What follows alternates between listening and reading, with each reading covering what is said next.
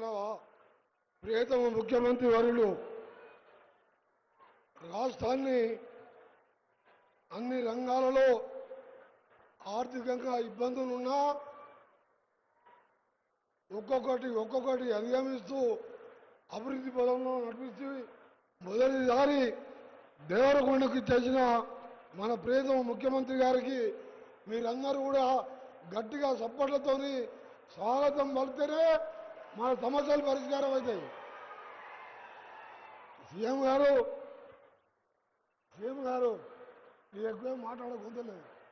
ఆయన మా సమస్యలు ఎట్లున్నాయంటే దేవరకొండ గుట్టల్లాగా ఉన్నాయి, గుట్టల్లాగా పేరుకుపోయినాయి. అన్ని సమస్యలు ఉన్నాయి. మా బాలు నాయక్ గారు 7 రోజులు లేదు. అప్పుడు నేను మంత్రిగా ఉన్నప్పుడు రోషయ్య గారి దగ్గర తీసుకొని 180 కోట్ల రోడ్లు వేయించుకున్నాం. ఈ ప్రాంతానికి సంబంధించిన ఎస్ఎల్పిసి సొరంగాన్ని సాధించుకున్నాం. దాన్ని చేసుకొని కూర్చుంటానా దాన్ని ఆపేషన్ 10 కిలోమీటర్లు చేయలేక మీరు వెంటబడి దాన్ని స్టార్ట్ చేయాలంటే ఎవరో దుర్మార్గుల కనుబడి అక్కడ యాక్సిడెంట్ అయ్యి 8 మంది చనిపోవడం. ఉత్తమ్ కుమార్ రెడ్డి గారు కూడా బాగా ఇంట్రెస్ట్ తీసుకున్నా అది ఆ ప్రాజెక్టు లేకపోతే ఈ ప్రాంతంలో ఎడారిగా ఉంటుంది. మీ అందరి తరఫున ముఖ్యమంత్రి గారికి లిఖితపూర్వకంగా మీ ఎమ్మెల్యే గారు ఇచ్చినారు. మా అక్క చెల్లెలందరూ కూడా మీరు ఒక్కటే కోరుకోండి, మన ముఖ్యమంత్రి గారు ఈ 3 ఏళ్ళే కాదు ఇంకా 5 ఏళ్ళు కూడా మన ప్రభుత్వం ఉంటుంది. రేవంత్ రెడ్డి గారే మళ్ళా ముఖ్యమంత్రి అవుతాడు. మీరెవ్వరు కూడా బాధపడవద్దు.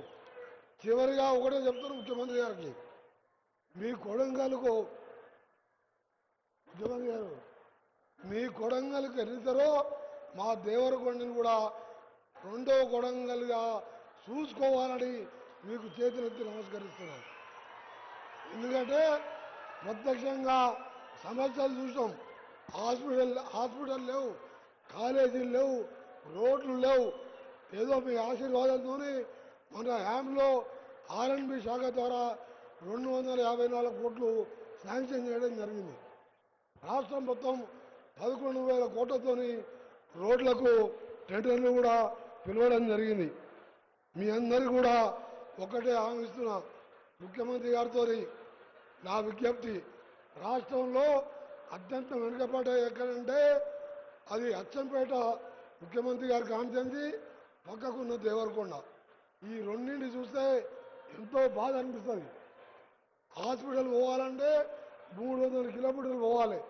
ఇక్కడున్న చంద్రంపేట అలాగే 2 మండలాల్లో కనీస సౌకర్యాలు లేకుంటే ప్రతి ఫౌండేషన్ సహకారంతో మన ఎమ్మెల్యే గారితో చెప్తే కొన్ని చేయడం జరిగింది. అందుకని మొట్టమొదటి డిమాండ్ 200 బెడ్లకు అప్గ్రేడ్ చేస్తూ ఈరోజు ప్రకటించాలని చేతులారా మిమ్మల్ని విజ్ఞప్తి చేస్తూ, ఇవాళ హాస్పిటల్ పోవాలంటే 300 కిలోమీటర్లు పోవాలి. అందుకనే మీకోసం ఎంతో ఉత్సాహంగా ఎదురు చూస్తున్న మా అక్క చెల్లెళ్ళు సగం మంది ఇవాళ మా సమస్యలు పరిష్కారం అవుతాయని ఆశతో ఉన్నారు.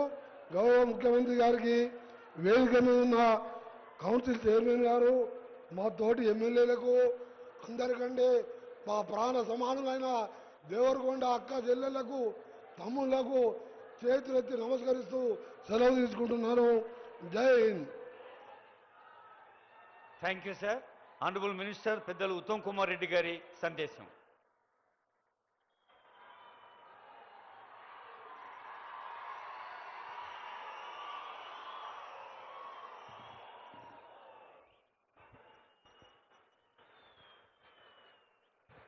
గౌరవ స్థానిక శాసనసభ్యులు, మీ అభిమాన నాయకుడు, నా ప్రియ మిత్రుడు బాలు నాయక్ గారు,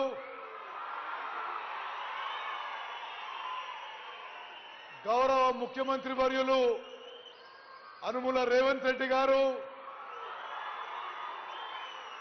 గౌరవ R&B మంత్రివర్యులు కోమటిరెడ్డి వెంకటరెడ్డి గారు, గౌరవ కౌన్సిల్ చైర్మన్ పెద్దలు సుఖేందర్ రెడ్డి గారు, గౌరవ శాసన సభ్యులు, వేదిక మీద పెద్దలందరూ, ప్రత్యేకంగా కమ్యూనిస్ట్ పార్టీ మిత్రులు, ఇక్కడికి విచ్చేసిన నాకు ఎంతో ప్రియమైన దేవరకొండ అక్కలు చెల్లెళ్ళు అన్నలు తమ్ముళ్ళు అందరికీ నమస్కారం. ముఖ్యమంత్రి గారు, దేవరకొండ మా అమ్మ సొంత ఊరు. మా అమ్మ ఊరు పేరు ముదిగొండ. బాలు నాయక్ కూడా ముదిగొండ ఊరే. మరి చిన్ననాటి నుంచి దేవరకొండతో అత్యంత అనుబంధ సంబంధం.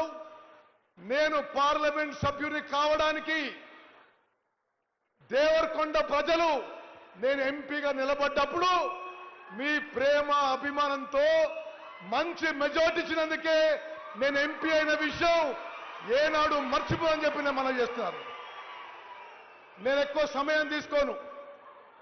ముఖ్యమంత్రి గారికి వేరే కార్యక్రమాలు ఉన్నాయి, తొందరగా పోవాలి. ఈ 2 ఏళ్ల పరిపాలనలో భారతదేశ చరిత్రలో 29 రాష్ట్రాల్లో స్వతంత్ర భారతదేశ చరిత్రలో ఎక్కడా జరిగిన విధంగా తెలంగాణ రాష్ట్రంలో అభివృద్ధి సంక్షేమం ముందుకు పోయిన విషయం నేను మీ అందరికీ మనవి చేస్తున్నా. మేము అధికారంలో వచ్చింది మీ కష్టంతో, మీ త్యాగంతో, మీ చెమట, మీ రక్తంతో. ఈ వేదిక మీద కూర్చున్న వాళ్ళు కూర్చున్నాం. రేవంత్ రెడ్డి గారు ముఖ్యమంత్రి అయినా, వెంకటరెడ్డి గారు మంత్రి అయినా